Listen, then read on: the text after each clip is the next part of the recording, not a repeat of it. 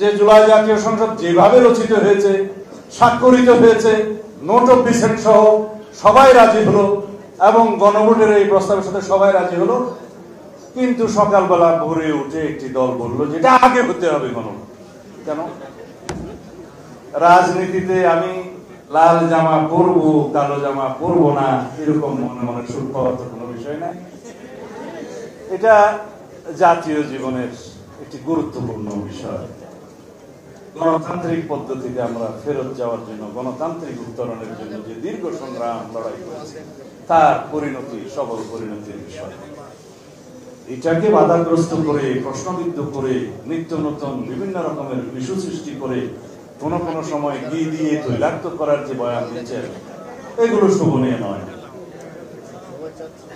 যাই হোক, এখন যাদের গণতান্ত্রিক অধিকার রাস্তার মধ্যে বয়ান করতে চান, স্বাগতম জানাই।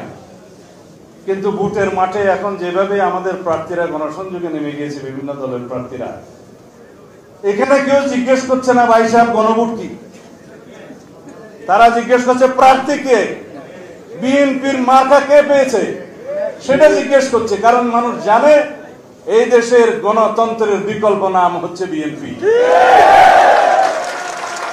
এই দেশের গণমানুষ জানে যে সংস্কারের মধ্য দিয়ে অগ্রগতি প্রগতি নিশ্চিত করার যে দল, সেই দলের নাম বিএনপি।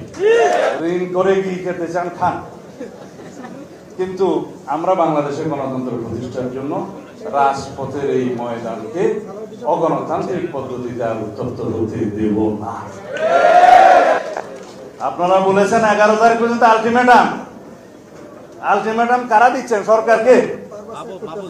তো সরকার তো আপনাদের পক্ষে সুপারিশ দিয়েছে।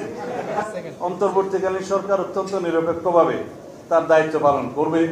তত্ত্বাবধায়ক সরকার যে জন্য প্রতিষ্ঠিত হয় একটি নিরপেক্ষ, সুষ্ঠু এবং গ্রহণযোগ্য নির্বাচন অনুষ্ঠানের জন্য, সেই দায়িত্ব আপনারা পালন করবেন। অথচ এখন আপনারা রেফারি হয়ে হাত দিয়ে একটা গোল দিয়ে দিয়েছেন। এখন বলছে রাজনৈতিক দলগুলোকে সিদ্ধান্ত নিতে হবে 7 দিনের মধ্যে, নাইলে আমরা সিদ্ধান্ত নেব।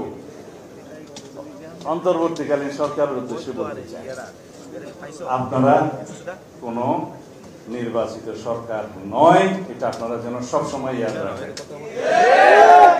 আপনাদের এইরকম কোন এখতিয়ার নাই আমাদেরকে ডিকটেট করার যে 7 দিনের ভিতরে আপনারা সিদ্ধান্ত নেন, না হলে আমরা সিদ্ধান্ত নেব। এত শক্তি প্রদর্শন আপনাদের বোধহয় মানায় না। গণতান্ত্রিক ভাবে আপনারা নিরপেক্ষতার সাথে আগামী দিনের একটি সুষ্ঠু সুন্দর নির্বাচন অনুষ্ঠানের জন্য সকল যাবতীয় কর্মকাণ্ড করেন।